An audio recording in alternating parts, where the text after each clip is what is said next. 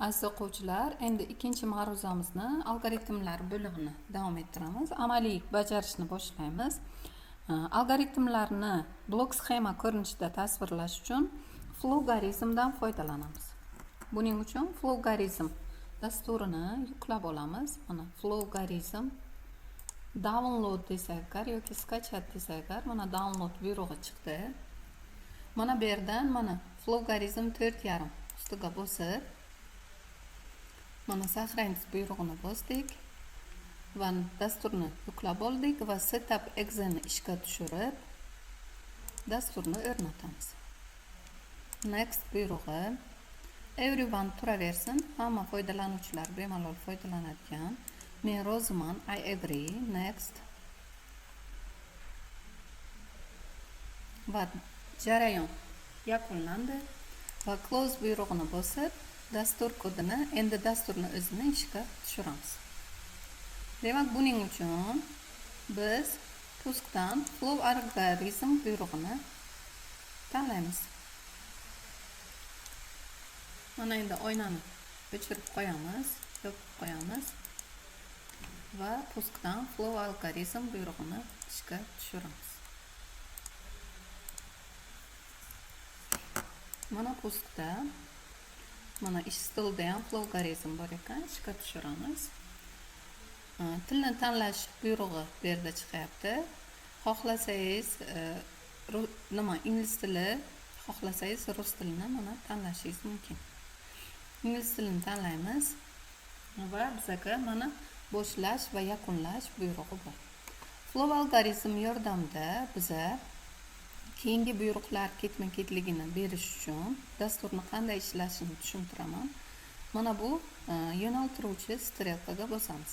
Odatda sizga mana shu holatda chiqadi va yo'naltiruvchi strelkaga bossangiz, keyingi buyruqlarni, ya'ni keyingi bloklarni qanday tanlash mumkinligi ko'rinadi sizga.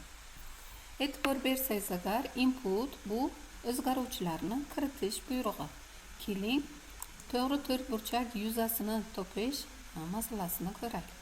Mana inputni ustiga 2 marta bossangiz agar, mana o'zgaruvchilarni kiritish uchun oyna ochildi. Masalan, birinchi o'zgaruvchimiz A tanladik. Ikkinchi o'zgaruvchimizni ham kiritamiz. Inputni tanlaymiz. Ikkinchi o'zgaruvchimiz ham nom beramiz, masalan B. Mana ikkita o'zgaruvchi kiritdik.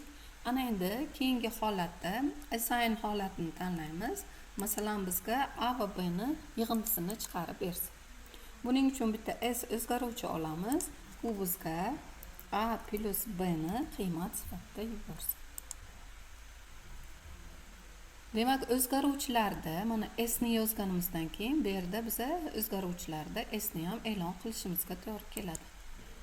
Inputda o'zgaruvchi sifatida, masalan, keraksiz qismni o'chirish kerak bo'lsa, uni delete tugmasini bosib o'chirishingiz mumkin. Endi S ni ekranga output qilsin, chiqarsin. Va outputga nimani chiqarsin? Biza S ni chiqarsin deymiz. Va bu jarayonda bizadan A va B ni kiritishni so'raydi. Xotiraga A ni B ga qo'shib S ga jo'natib qo'yadi va keyinchalik biza S ni chiqar desak agar, S ni chiqaradi. Dasturni ishga tushiramiz. O'zgaruvchilarni e'lon qilish kerak deyapti. Ya'ni S o'zgaruvchi e'lon qilinmagan deyapti. Mana bu yerda declarate, ya'ni o'zgaruvchilarni e'lon qilishni tanlaymiz va bu yerda o'zgaruvchilarni e'lon qilamiz. Boshida e'lon qilsak ham bo'ladi. S demak integer tipida o'zgaruvchini e'lon qildi. Bu yerda ham A va B larni declare qilib qo'yamiz. Integerda A virgul B va A va B lar ham e'lon qildi. Ana endi ishga tushiramiz. Biz A ni qiymatini 123 kiritamiz. Xuddi shunday B ni qiymatini 456 kiritamiz va natija 579 ekranga chiqyapti. Mana bu bizada mana bu algoritmimiz, mana bu esa natijasi. Hurmatli talabalar, flogarizmni o'zingiz yuklab olib, men sizga ma'ruza jarayonida ko'rsatgan barcha algoritmlarni shu ko'rinishda o'zingiz bajarib chiqasiz. Mavzu tushunarli bo'lgan bo'lsa, keyingi darslarda ko'rishguncha xayr, sog' bo'ling. Aziz o'quvchilar, endi biz flogarizmda tarmoqlanuvchi algoritmlarni birgalikda ko'rib chiqamiz. Xo'sh, flogarizm dasturida qanday qilib tarmoqlanuvchi algoritm tuzamiz? Buning uchun qaysi bloklardan foydalanamiz? Demak, blok tuzish tugmasiga, ya'ni strelkasiga bo'lsa agar, bizada asosiy bloklar ko'rinadi. Ya'ni bizada input output bloki siz bilasizki, kiritish, chiqarish vazifasini bajaradi. Variable, ya'ni o'zgaruvchilar, declare bu e'lon qilish, assign esa bu yerda qiymat yuborish vazifasini bajaradi. Mana bu yerda asosiy boshqaruvchi vazifasini bajaradigan bloklar turibdi. Mana bu blokka e'tibor bersangiz agar, bu tarmoqlanishni hosil qiluvchi blok hisoblanadi. Ya'ni mana bu shart asosida ijrochi yo'nalishi ikkita tarmoqqa bo'linadi. Shart rost bo'lganda qaysidir ko'rsatmani, shart yolg'on bo'lganda qaysidir ko'rsatmani bajarishi mumkin. Bu yordamchi algoritmga murojaat vazifasini bajaradi. Mana bu qism esa bizga takrorlanish uchun kerak bo'ladi. While operatori yordamida, ya'ni while blok yordamida biz biror bir shart berib, shart rost bo'lganda bajaradigan ko'rsatmalarni berishimiz mumkin. Forda esa parametr asosida takrorlanishni berishimiz mumkin. Do orqali esa avval bajariladigan ko'rsatma va undan keyin shartni berganimizda, ya'ni shart yolg'on bo'lganda bajariladigan amallar uchun bajariladi. Keling endi boshlaymiz. Oddiy ikkita sondan kattasini aniqlaydigan algoritmni ko'ramiz. Demak, tabiiy biz inputdan foydalanib o'zgaruvchilarni kiritamiz. Demak, bizga A va B o'zgaruvchilar kiritilsin.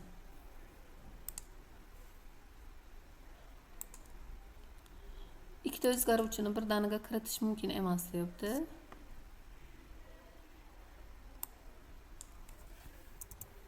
Ani kiritaylik. Mana endi yashil ko'k bo'ldi. Xuddi shunday B'ni kiritamiz. Ularni kiritishdan oldin ularni e'lon qilishimiz kerak. Declare yordamida integer buton tipda A va B o'zgaruvchilarini e'lon qilamiz. Xo'sh, ana endi e'lon qismi bo'ldi, kiritish bo'ldi. Asosiy mana bu yerda shartni beramiz. If agar deymiz. A katta B'dan bo'lsa, mana if ni ustiga bosib yozamiz. A katta B'dan bo'lsa agar, shart rost bo'lsa agar va shart yolg'on bo'lsa agar nima qilish kerakligini beramiz. Mana false bu holati, bu true holati. Demak, bizada false va true ni o'zgartirish uchun mana bu holatni bersak agar, bu holatda A katta B'dan bo'ladi. Ya'ni bu false bo'lsa agar, mana bu yerda output deymiz. Bizga A'ni qiymat sifatida chiqarsin. Aks holda B'ni qiymat sifatida chiqarsin. Va ana endi programma nimamizni, algoritmimizni ishga tushiramiz. Xo'sh, o'zgaruvchilar A uchun qiymat kiritdim, B uchun qiymat kiritdim va u katta sifatda 34 ni qaytaryapti. Mana bizada natijamiz.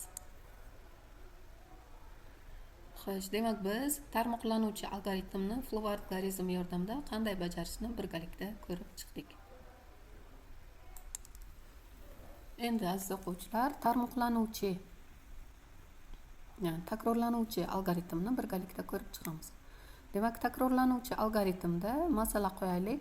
1 dan 100 gacha bo'lgan sonlar yig'indisini aniqlash masalasini birgalikda ko'raylik. Demak, buning uchun bizga nimalar kerak bo'ladi? Demak, biz e'lon qilishimiz kerak o'zgaruvchilarni. Bitta s yig'indini hisoblab boruvchi o'zgaruvchi va for uchun bitta i sanagich beramiz. Xo'sh, yig'indini, yig'gichni boshlang'ich qiymatini 0 deb e'lon qilamiz. Demak, s boshlang'ich qiymati 0. Bo'ldi. Ana endi forni ya'ni takrorlanishni hosil qiluvchi parametr asosida takrorlanishni hosil qiluvchi for blokidan foydalanamiz. Forni qiymatlarini beramiz. Demak, i bizada sanagich vazifasini bajaradi. Boshlang'ich qiymati 1 dan to 100 gacha. Step qadami 1 dan bo'lsin.